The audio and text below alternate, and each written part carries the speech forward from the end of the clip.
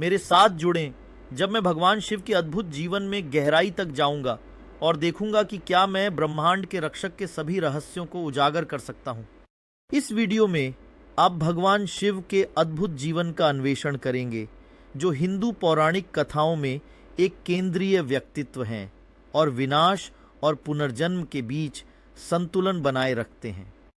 कई लोग शिव की भूमिका को गलत समझते हैं, उन्हें केवल विनाश के देवता के रूप में देखते हैं, जबकि वास्तव में वह स्वयं जीवन के चक्र का प्रतिनिधित्व करते हैं।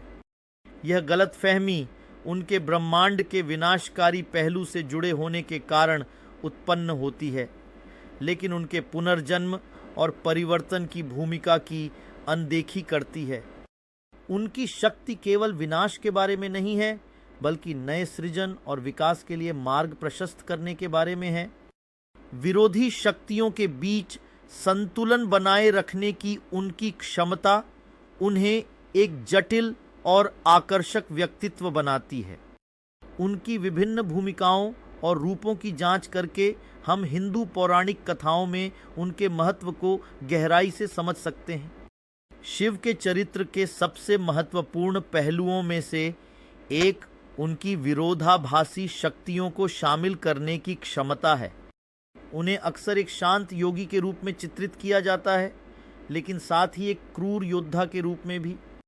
यह विरोधाभास उनके विभिन्न रूपों में परिलक्षित होता है, जैसे नटराज जो ब्रह्मांडीय नृत्य करते हैं और अर्धनारीश्वर जो आधे पुरुष और आधे महिला देवता हैं। ये रूप विरोधी शक्तियों के सामंजस्य और परस्पर निर्भरता का प्रतिनिधित्व करते हैं, जो हिंदू दर्शन के केंद्रीय विचारों में से एक है। शिव का महत्व उनके व्यक्तिगत रूपों से परे सृजन और विनाश के ब्रह्मांडीय संतुलन में उनकी भूमिका तक फैला हुआ है। वह बुराई के संहारक, ब्रह्मांड के रूपांतरक और ब्रह्मांड के रक्षक हैं। उनकी शक्ति केवल विनाश तक सीमित नहीं है, बल्कि सृजन, संरक्षण और परिवर्तन के पूरे चक्र को शामिल करती है।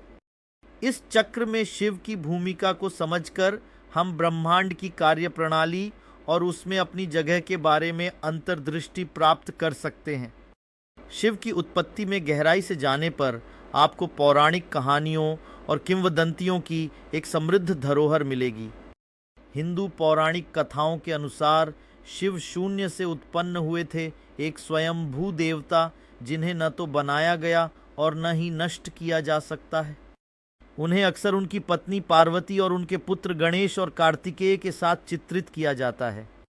उनका पारिवारिक जीवन उनके संतुलित स्वभाव का प्रतिबिंब है, जिसमें पार्वती स्त्री सृजनात्मक शक्ति का प्रतिनिधित्व करती हैं और शिव पुरुष विनाशकारी शक्ति को दर्शाते हैं।